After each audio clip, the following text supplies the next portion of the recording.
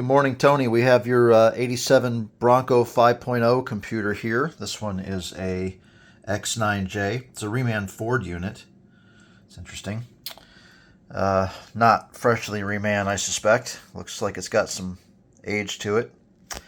The outside of the case was a little crusty, pretty dirty, and kind of in a slightly corrosive environment. This is after I cleaned it up. And I can see some corrosion on the inside of the case here. This is a computer that should be inside the car and well protected, but sometimes you can have a windshield leak or something like that that gets some water near the computer. I suspect there's a little something going on there. Like if you look at the other side, it's kind of more normal. There's next to nothing really corroded about the rest of it, just kind of in this top left corner. So it probably is something in the vehicle that's getting water near this computer. So you should check that, figure it out. This brown stain you see here, that's the conformal coating flaking up, not adhering anymore. Usually that's because something leaked under it. Perhaps in this case it might have been this capacitor, but that's flaking up the coating. It just comes off and strips when it's no longer able to adhere to the board underneath it. Interestingly enough, I don't really see anything that stands out too much. Like the traces look pretty good. The capacitors are the originals. I don't know if they were replaced during the rebuilding process or not, but they generally look old, but I don't see any of this, horribly leaking. Nonetheless, they should be replaced just based on age alone. This one here is the one that concerns me the most, I think so. Let me see if I can get some extra light on that. It just looks a little crusty in this area. I'm more worried about the board underneath that capacitor than the others. So that's the first one. It looks kind of suspect to me. Let's see if I can zoom in for a second, get under it at all. Maybe some extra light. Sorry for the shakiness.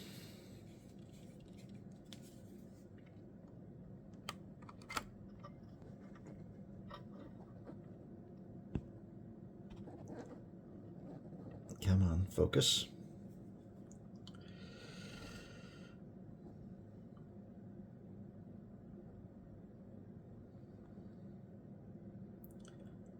Yeah.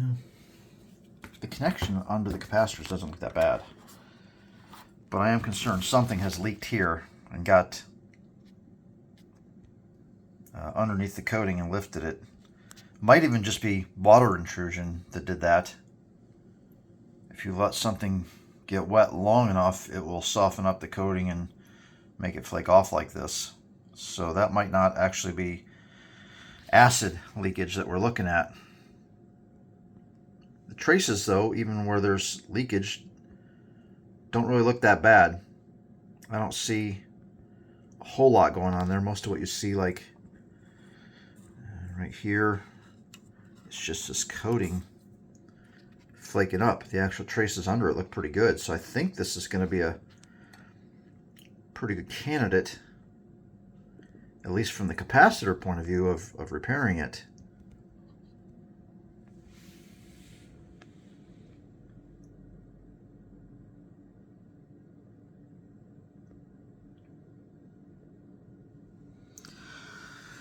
The third one down here looks about the same as the other two. Pretty good overall. I don't really see a ton of corrosion as much as I do maybe some water intrusion here that's causing the coating to kind of start to not adhere and get that kind of golden brown look.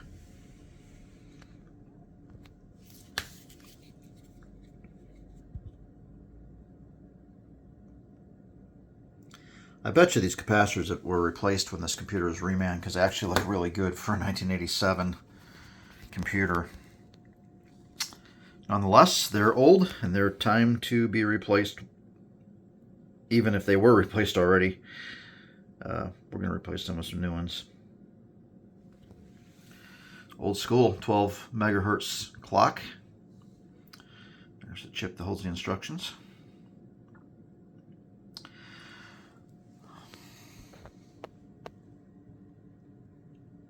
It's never had any kind of performance chip or anything installed. Overall, for 1987, looks really good, but again, this was a reman computer, so probably looks better than a lot of them.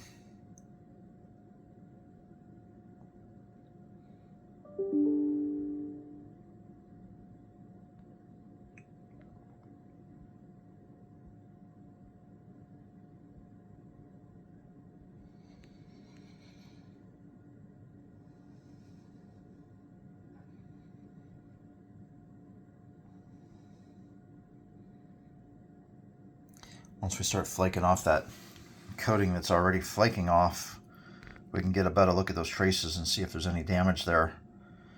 The complaint about this computer is the number 2 and the number 7 injector are stuck open.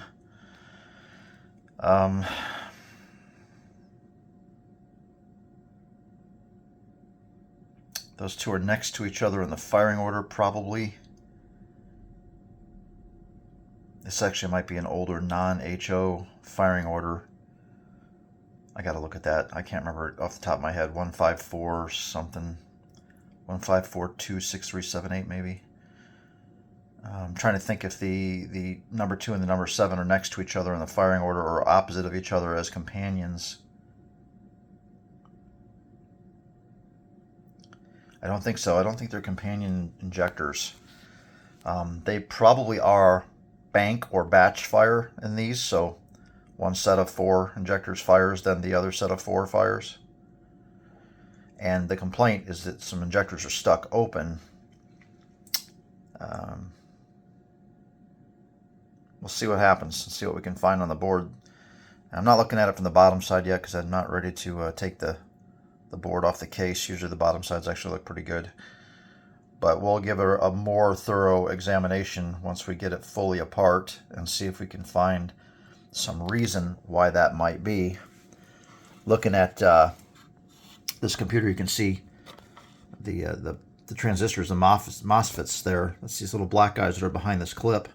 1, 2, 3, 4, 5 on the left side of the computer. And just these 2 on the right side. 2 of these are going to be the injectors. There's not enough here for all 8 cylinders. Here's a little better look at those. So this is definitely going to be a bank fire computer. And that's interesting actually, Tony, because if it's bank fire and it's firing 4 injectors at a time, and you're saying only 2 injectors are stuck open, that can't be. If this is a computer problem, it would be 4 injectors are stuck open, or 4 injectors are not working, one of the 2. But 2 out of the 8 injectors, that can't work that way with bank fire. So maybe the injectors are just stuck open. I kind of assume that since you're a repair shop, that you already have checked to see if why the injectors are stuck open. Are they mechanically stuck open, or are they electrically being commanded on? But Tony, I want you to consider this in your diag. 4 of these injectors fire at a time. The left 4, then the right 4, or whatever.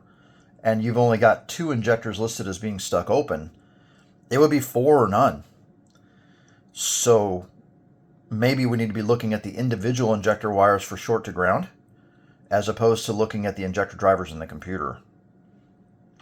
That being said, this thing does have the old full-size teal green capacitors here, which means they're old and they're in need of replacement.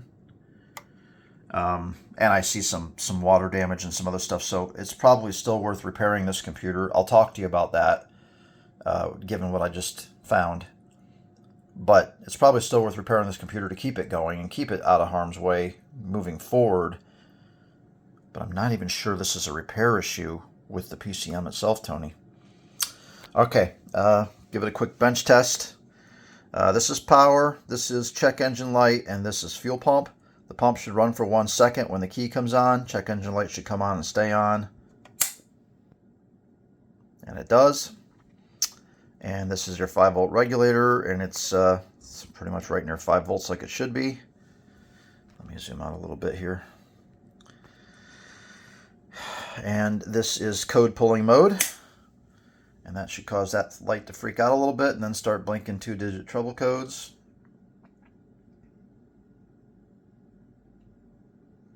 And it does.